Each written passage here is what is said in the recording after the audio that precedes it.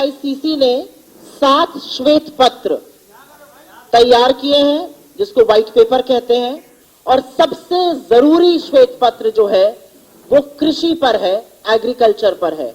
क्योंकि जो शोषण और जो दोहन किसानों का पिछले 7.25 सालों में दिल्ली से सरकार से और करीब 5 सालों से उत्तर प्रदेश की सरकार से हुआ, ऐसा पहले कभी नहीं हुआ था।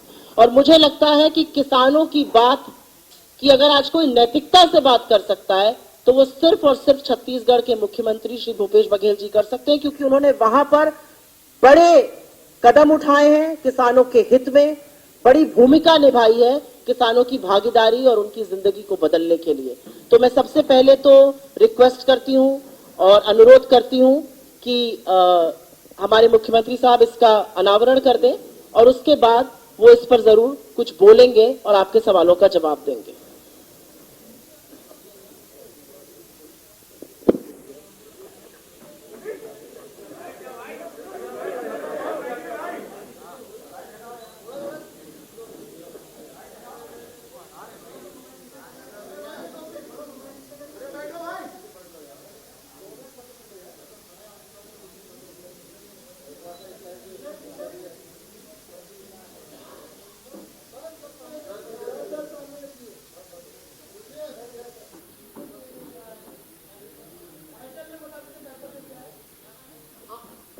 आमदनी न हुई दुगनी लेकिन दर्द 100 गुना। इसके बारे में बस 2 शब्द में बोलूंगी। बड़े वादे किए गए थे और कहा गया था कि किसानों की आय 2022 तक दोगुनी हो जाएगी। 2022 आ पहुंचा है और किसानों की जो स्थिति आज हमारे देश में सरकार की नाक के नीचे है वो इससे पहले कभी नहीं थी। किसानों को सरेआम खुले रूप से गाजर मूली की तरह गाड़ी के नीचे रौंद दिया जाता है और मुख्य अभियुक्त का पिता आज भी हमारे देश का गृह राज्य मंत्री है। यह अपने आप में प्रमाण है कि किसानों की इस देश में क्या स्थिति है, वो किस मुश्किल के दौर से गुजर रहे हैं। मैं अनुरोध करती हूं मुख्यमंत्री जी से कि वो इस पर कुछ चंद शब्द कहें और फिर आपके सवालों का जवाब दें। आज के पत्रकार वार्ता में उपस्थित आदरणीय नसमुद्दीन जी, हमारे पूर्व अध्यक्ष जी और सुप्रिया जी और सभी कांग्रेस के वरिष्ठ नेतागण, उपस्थित सभी पत्रकार मित्रों, में आज सबका स्वागत करता हूं। आज के श्वेत पत्र का विषय है आमदनी न हुई दुगुनी, दर्द 100 गुना। इसके बारे में बात करने से पहले मैं आपसे कह देना चाहता हूं, मेरे पास कोई प्रॉम्प्टर नहीं है, मेरे पास उसकी सुविधा भी नहीं है और इसलिए मुझे सहायता लेनी होगी। तो मैं या तो इस श्वेत पत्र से लूंगा या मैंने कुछ नोट करके लाया है उससे मैं देख के बात कर लूंगा, लेकिन अपने ज्ञान के बारे में मुझे पूरा विश्वास है, मैं किसी को धोखा नहीं देना चाहता। आदरणीय साथियों, ये देश किसानों का देश है, यह प्रदेश किसानों का प्रदेश है। 2016 में आदरणीय प्रधानमंत्री नरेंद्र मोदी जी ने बरेली के सभा में उन्होंने कहा था कि 2022 तक के किसानों की आय दुगुनी कर दी जाएगी। 2022 भी लग गया। इसके पहले 2014 के पहले उन्होंने कहा था स्वामीनाथन कमेटी की रिपोर्ट हम लागू करेंगे, मतलब जो लागत है उससे 1.5 गुना आमदनी।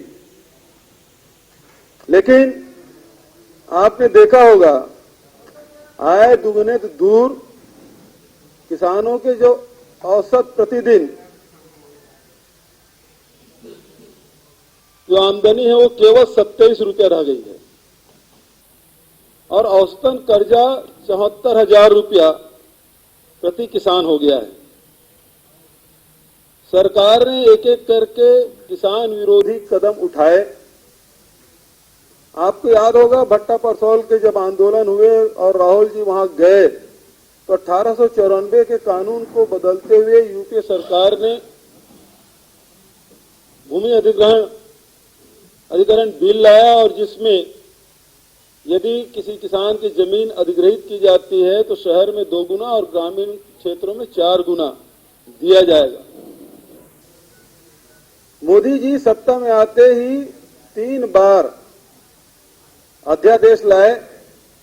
कांग्रेस के विरोध के चलते उस अध्यादेश को निरस्त करना पड़ा और राज्यों पर उन्होंने ये अधिकार दिया, यदि राज्य इसमें संशोधन करना चाहते हैं तो कर लें। आज उत्तर प्रदेश में किसान आंदोलनरत है। जेवर में प्रधानमंत्री जी आए, इंटरनेशनल एयरपोर्ट के शिलान्यास किए और वहां से किसानों को हटाया गया। मुआवजा 4 गुना तो मिला नहीं। आज पन्नी में बैठ के जिसके मकान तोड़े गए वो किसान वहीं पे पन्नी पे कड़कते ठंड में रह रहे हैं। ये किसानों की स्थिति। आदरणीय साथियों, उन्होंने उचित मूल्य दिलाने की बात कही थी, लेकिन आपने देखा होगा कि यदि तुलनात्मक दृष्टि से देखें तो यूपीए सरकार में जो लागत मूल्य है उसमें लगातार वृद्धि हुई और जहां अटल बिहारी वाजपेयी जी के समय धान की कीमत मात्र 450 रुपया था, वो बढ़ के 900 रुपया कर दिया गया पहले ही पंचवर्षीय में, और दूसरे पंचवर्षीय में वो 1350 रुपया तक हुआ। 450 से बढ़ के 1350 रुपया धान के और उसी प्रकार से अनाजों की कीमत में वृद्धि की गई। और जो ये दम भरते हैं कि आय दुगुना कर देंगे, लेकिन उसके सरकार में आप देखेंगे कि ये वृद्धि दाल में नमक के बराबर भी नहीं है। ये स्थिति ऊंट के मुंह में जीरा जिसे हम कह सकते हैं, ये स्थिति सरकार में रही। लेकिन दूसरे तरफ एक तरफ समर्थन मूल्य में वृद्धि नहीं हुई, उसमें सारे आंकड़े दिए गए हैं। इसमें वर्षवार कब यूपीए सरकार में कितना बढ़ा और एनडीए के सरकार में कितना बढ़ा, ये वर्षवार आपको मिल जाएगा। दूसरी बात मैं कहना चाहता हूं, एक तरफ समर्थन मूल्य में वृद्धि नहीं हुई, दूसरी तरफ किसानों के जो खेती में लागत बढ़ गया है। अनुमान यह है कि प्रति हेक्टेयर 25,000 रुपया इसकी वृद्धि हुई। और तो और जिस जीएसटी का ये दम भरते हैं, 1 नेशन 1 टैक्स, वो कपड़े जूते से लेकर कृषि यंत्रों पर, आज तक के कृषि यंत्रों पर कभी टैक्स नहीं लगा था। ट्रैक्टर में भी 18% का टैक्स लगाया गया, उसी प्रकार से कृषि यंत्रों पर टैक्स लगाया गया। रासायनिक जो दवाइयां हैं उस पर भी टैक्स लगाया गया। पहली बार इस देश में किसानों पर टैक्स लादा गया। और वहीं तक कि नहीं, बल्कि जो डीजल और पेट्रोल के भाव लगातार जो बढ़ रहे हैं, उसका प्रभाव निश्चित रूप से कृषि उत्पाद पे पड़ रहा है, उससे इनकार नहीं किया जा सकता। किसान खेत की जुताई से लेकर फसल के कटाई और ढुलाई तक, अमिजाई तक के आप हिसाब लगाएंगे तो डीजल बहुत ज्यादा लग रहा है और उसके हिसाब से जो कीमत में वृद्धि हुई है उसका लाभ, उसका नुकसान किसानों को उठाना पड़ रहा है। और यही कारण है कि उत्पादन लागत ज्यादा हो रहा है और आय में वृद्धि में कमी आई है। तो फिर भारतीय जनता पार्टी या केंद्र की सरकार ये कैसे दम भरती है कि 2022 तक के उसके आय में दुगुनी कर देंगे। आदरणीय साथियों, मैं यह भी कहना चाहता हूं, एनएसएसओ के रिपोर्ट बताती है किसान लगातार मजदूरी करने के लिए मजबूर हुए हैं। खेती से उन्हें आय हो रही है, वो मजदूरी से मिलने वाले आय से भी कम है। दूसरी तरफ आज उत्तर प्रदेश समेत बहुत सारे राज्य हैं जहां छुट्टे जानवरों से परेशानी हो रही है। उत्तर प्रदेश में गाय के नाम से खूब राजनीति हुई, बहुत सारे प्रदेशों में गाय के नाम से राजनीति हुई।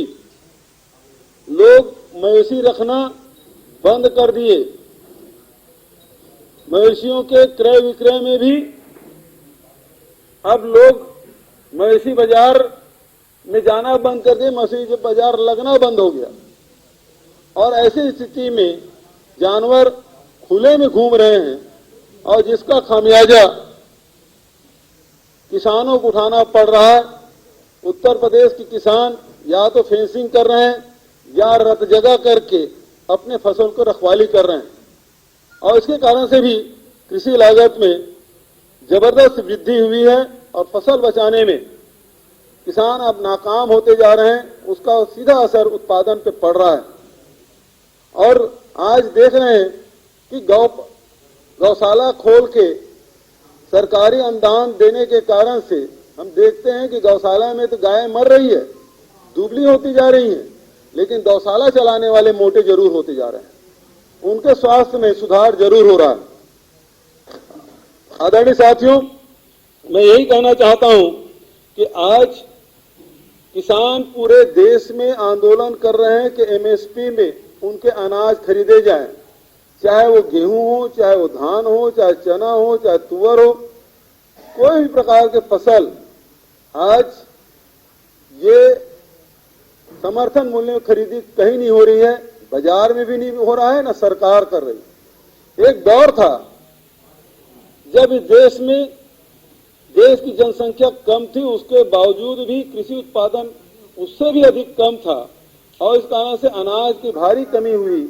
और उस समय 70 के दशक में इंदिरा जी ने आह्वान किया था किसानों से और हरित क्रांति अभियान उन्होंने चलाया।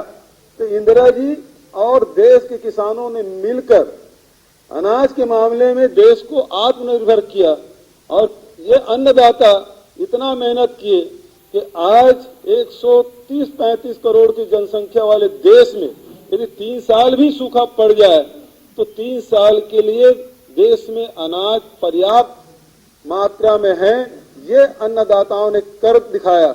और उस समय समर्थन मूल्य से ज्यादा बिकता था और यदि कम बिकता था तो भारत सरकार समर्थन मूल्य में खरीदी की व्यवस्था करती रही। आज स्थिति ये है, उत्पादन नए टेक्नोलॉजी आए, हमारे वैज्ञानिकों ने नए नए बीज आविष्कार किए और उसका परिणाम ये हुआ कि उत्पादन लगातार उसमें वृद्धि हुई। लेकिन आज भारत सरकार हाथ खड़ा कर दी। 14 महीने आंदोलन करने के बाद भी किसानों को एमएसपी की गारंटी नहीं दी जा रही। ये दुर्भाग्य है इस देश के अन्नदाताओं का, ये दुर्भाग्य इस देश का कि अन्नदाताओं के मेहनत का सम्मान ये सरकार नहीं कर पा रही है। इस सरकार को आज एक समय था जब अनाज की कमी थी, उस चुनौती को भारत सरकार ने स्वीकार किया, अन्नदाताओं ने स्वीकार किया। आज चुनौती ये है कि अनाज की अधिकता हो गई, लेकिन भारत सरकार ये लगातार प्रयास कर रही कि किसान अनाज कम से कम उत्पादन करे।